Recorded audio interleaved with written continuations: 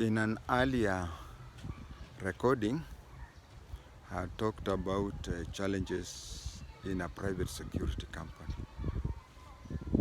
It was more on the administrative and business aspect.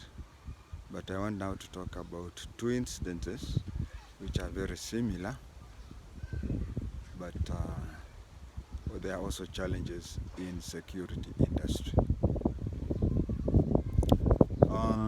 Most of the private security guarding is done at night.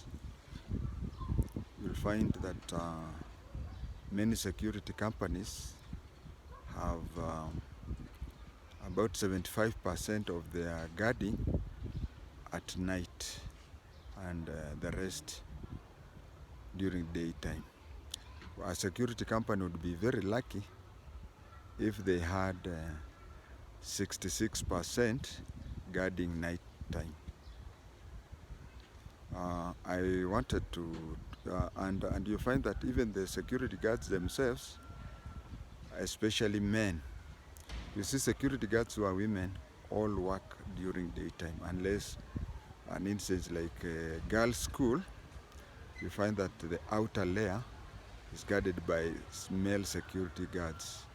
But somewhere near the dormitories, secondary schools that are girls' school, usually have female guards. But mostly female are day guards and the male are both day and night. And you'll find that over 95% of people who want to do guarding work, they prefer night guard. You'll rarely find a person who insists on day guard.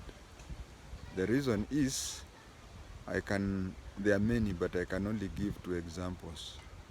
I know of one of the guards who used to work for me, and he was a cobbler. And I know of another who also came from my home village, and he would leave his place of work at around 6, and then between 6 and 10, he would collect water and supply people. So from 10 to 5, from 10 a.m. to 5, he would sleep. But then there was one guard I used to work for a certain guard, for a certain security company as the operations manager in the year 2009, 1 year before the Katiba. So there was this young man who had the body of Omanyala, the sprinter. But this young man would always insist on working during daytime. So he used to come, and as I said, we rarely find positions for day guards.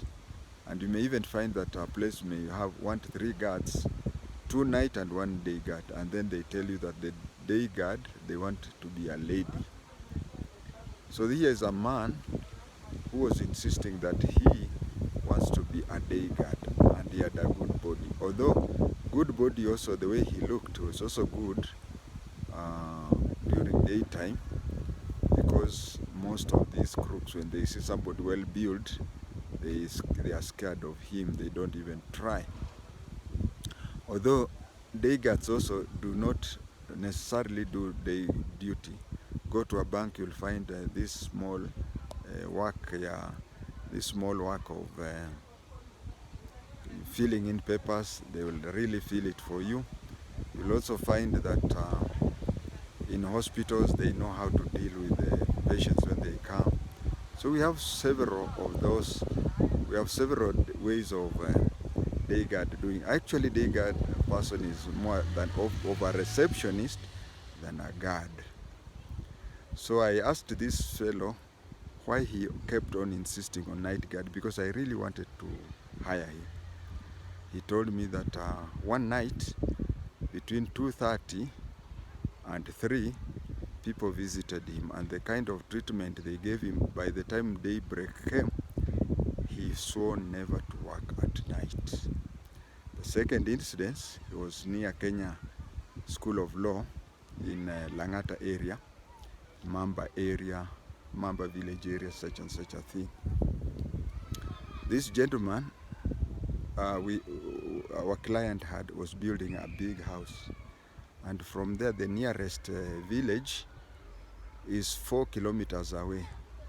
So the construction company had allowed the Mujengo people to stay within the compound. They used to stay in the compound, and because they stayed far. Now, the night guard, who was also well built, one day, whenever they had supper and the night guard was remaining, whenever he wanted to talk to them, he would tap the metal, the mabati wall, and they would come out. But one day after just before midnight, the foreman or supervisor noted that the fellow had sent him 5, please call me. He wondered why this fellow was sending, please call me, and yet was wondering why he was sending, please call me, and yet he was just a wall away. So he organized for the workers to come out in plenty, and the thieves ran away. Around 2:30, the same thieves or other thieves, because nobody knows, came again. He did again send 5, please call me, and these people came. They did not just do that, they opened the gate and chased those thieves away. When they came back, it was around 4:30. They decided it was too late to sleep, and that they decided to keep awake until morning. It was around 21st of that month. In the morning, the fellow came, said he's terminating his job there and then. Okay, I had a problem trying to look for somebody else who could replace him, but I told him that leaving at such a time and the end of the month was near, it would mean that he not only has forego the money that he was to get on that month, but he was also to forego any other benefits from the company. And he told me I'd rather forego that and save my life.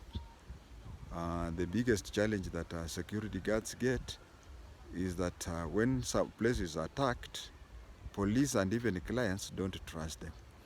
They want, if you take off at the first hint of problems, they'll say that you are planned with the gangsters. And you are beaten, they will look at the percentage of beating that you had. If it is small, then that is just figurative. If it is much, then it is okay. But then the company will suffer. The security company will suffer because the security company will have to take the guard to the hospital. Okay, there is NHIF, but you see, there's always a visit that somebody from the supervisory department will be visiting this person, taking their milk and also monitoring him, because he can be cured and still pretend to be sick. Meanwhile, the security company at its own cost will have to place there another guard.